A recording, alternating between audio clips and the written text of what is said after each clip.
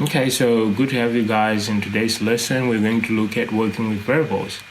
Okay, so once you create a variable, let's say I create a variable called x, and I give it a value of 10.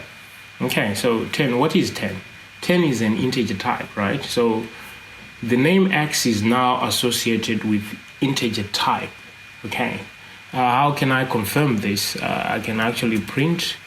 In Python, there is a method or a function that we use to check the data type of a given variable. So we can actually say type of x. We want to check the type of data that is within or that is inside x. So I can run this. As you guys can see, it is an integer type. So now x is an integer. So what this means is I can perform operations that can be performed on integers. So what operations can I perform on x? I can add x to another number, because x is an integer now, so I can print x plus 20. Run this. As you guys can see down here is 30. I can multiply. Any operation that you can perform in a number, you can perform it on x. So I can multiply. As you guys can see, it's now 200. And that's the beauty of working with variables, right? Another beauty of working with variables is that unless you change the value of x, it's going to be maintained throughout your program. So even though I multiplied x with 20, but if I print x down here, it's still going to maintain its value of 10. As you guys can see here, I have a value of 10. Okay. All right, so the same thing with if I have another variable called name, and I give it a string, data type setSun is a string because it has quotation marks and stuff. So the same operation that I can perform on a string, I can still perform it on this variable, the name variable. So right now I want to print the type of the name. Type of name. Check this out. Down here you see it's a string type. Okay, so the name is a string type. It's associated with a string, so it becomes a string type. Right, so what operation can I perform on a string? I can concatenate a string with another string. So I can print, let's say I have a string called king. Obviously I want to create a space, and then I can concatenate to add a name. All right, so the name is setSun king. So if I run this, you see down here it says king setSun, because these are the operations that you can perform on two strings. Right, so this is what you can actually do. Right, so if we go back and check out the question, it says what's the output of this code? Can we multiply a string with a number? Yes, we can do. Right, so let's say I want to multiply the name. Let me say print name multiply by 5. I want to see the output. Okay, as you can see down here, it says setSun 5 times. So if you multiply a string with a number, the string will be repeated the number of times, of that given number. Right, so here, spam multiplied by 3, so the value of spam is x.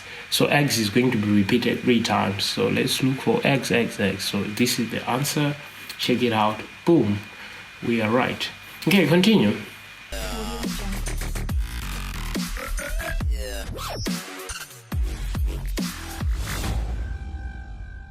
Something else about working with variables is that you might want to change the value of a variable or of a given variable. Let's say here I want to change the value of x. So you can do it in Python. It's possible. You can reassign a value. We call it reassignment. So I can reassign it a value of 20 now, and if I print x down here, print x, it now assumes the value of 20. I can reassign it with a different data type. For instance, I can reassign with a string like hello. X is now hello. Run this, you see down here it says x is now hello. Right, so now which means x is now a string. If I'm to check type of x, run it, you see it says it belongs to class str, which is short for string.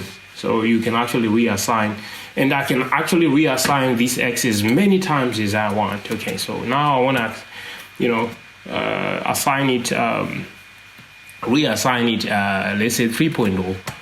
This is, run it, now it's not a float, okay? Now it's not a float because 3.0 is a floating point number, right? So as you can see, you can do it. However, you don't want to be reassigning, your variables, randomly.